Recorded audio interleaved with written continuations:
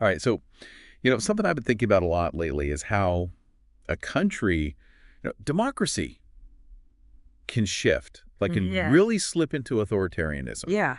It's a scary thought. And honestly, kind of baffling. Like, how does that even happen? So that's what we're diving into today, right? Exactly. We're going deep on this one, Okay. using Venezuela as a case study to really understand how a democracy can just unravel. Yeah, unravel. That's the word for sure. Okay. So picture this. Okay, you got this nation, tons of oil wealth. Right. Seems like they're on the fast track to, good times. Right. Yeah. But it didn't quite work out that way for Venezuela. Things took a real turn. So we're going to be using some academic excerpts, some really in-depth stuff to break this whole story down. Yeah, break it down into, those key moments, those decisions, that kind of stuff. And hopefully along the way we'll pick up on some red flags. Exactly. Warning signs that we can all look out for in any political system, really. Yeah. So let's start with the basics, right?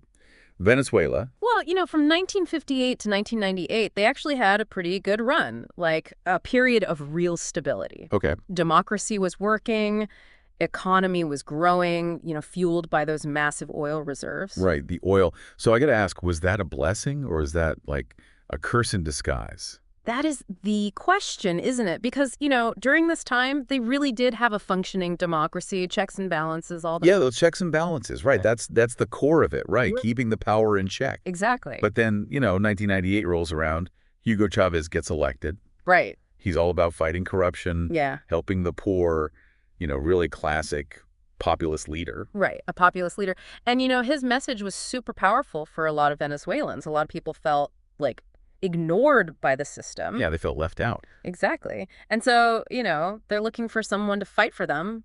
But it's important to remember that, Chavez didn't just seize power overnight. It was more of a gradual process. He played the long game. Yeah, he really did. And the whole time he kept up this appearance of hey, everything's democratic, everything's cool. Okay, so how did he pull that off? Like, what were the early moves that, looking back, were kind of like, uh-oh, this might be a problem? So 1999, huge turning point. Okay. A new constitution. Okay, a new constitution. Sounds pretty standard, right? Just updating things. But it actually really shifted the whole power dynamic. Yeah. Presidential powers got expanded, presidential term limits, they got extended. Wait, so longer terms, more power. Like, what does that actually mean? I mean, for the average person, what does that look like? It means that all those checks and balances that we were talking about, the things that keep a democracy healthy, they start to weaken. So you have a president who can basically do more and more without anyone being able to really stop them. Oh, I see. So it's these tiny changes. They don't seem like a big deal at first, but they can slowly erode, the whole foundation. Yeah. Yeah, it's chipping away at the foundation, exactly. And this was just the start. Yeah. The 2000s, things got even more intense, the erosion of those democratic institutions. Yeah. That was just the beginning. Right, because Chavez really starts systematically dismantling any institution that could, challenge him, right? Yeah. Take the Supreme Court, for example. Okay, the Supreme Court. He starts packing it, basically filling it with judges who are totally loyal to him. So no more independent judiciary, right? The court's supposed to be a check on the president, but it's not a check if it's, basically doing whatever the president wants. Right, exactly. And it wasn't just the courts, right? He went after the media too, didn't he? Absolutely. Media restrictions, they start popping up everywhere. Journalists, they can't report freely anymore, and it makes it really hard to hold the government accountable when you can't, speak the truth. Yeah. It's like silencing any opposition, any criticism. Yeah. And then it wasn't just the media, right?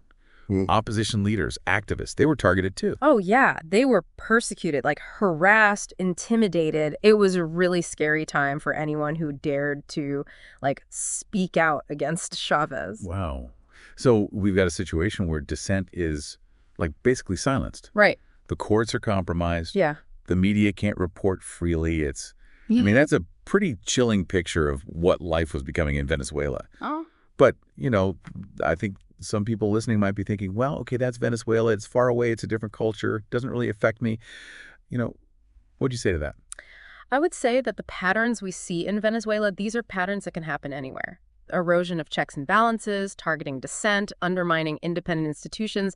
These are not just Venezuelan problems. Right, it's like a blueprint almost. Exactly. And so paying attention to these patterns, that's how we protect democracy everywhere. That's a really good point. It's not just a Venezuela story. It's Yeah. a story about, the fragility of democracy. Yeah. And unfortunately, even after Chavez died in 2013, Right.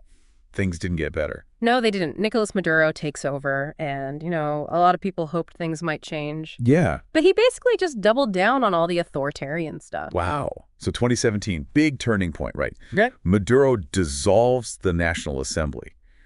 And that was the opposition-controlled one. Yeah, So basically, he got rid of the last check on his power. pretty much. I mean, was there any pretense of democracy left at that point? Not really. I mean, they held elections after that, but Yeah.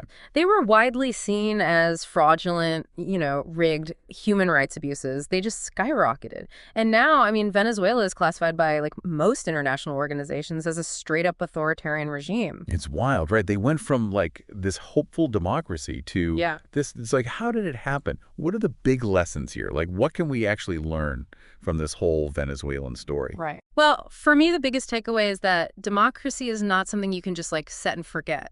It's not a given. Not a guarantee. Right. It takes constant work. It takes people participating, being engaged, holding their leaders accountable. It's like a garden, Yeah, like a garden. Exactly. You got to tend to it. You got to protect it. You mentioned patterns earlier, those warning signs. What are some things, specifically, that people should be looking out for, maybe in their own countries, maybe in other parts of the world? What are those red flags? All right. So look out for attacks on the press, any attempt to silence journalists, Okay, attacks on the press. leaders who are constantly demonizing their opponents, anyone who disagrees with them. That is a bad sign. Yeah, the use versus them kind of thing. Exactly. And like we talked about, any attempt to weaken those checks and balances, to undermine the courts, to, concentrate power in one person or one group. So it's these little things, they might seem small at first, but They add up. yeah, they add up and they can lead to some really, really bad outcomes. Well, this has been a heavy one, but super insightful. Yeah. I think the big takeaway for me, and hopefully for everyone listening, is that, understanding how democracy can be broken, that's the first step to protecting it. So as we wrap up, I want to leave everyone with a question to ponder. Right. What makes a country vulnerable to this kind of decline?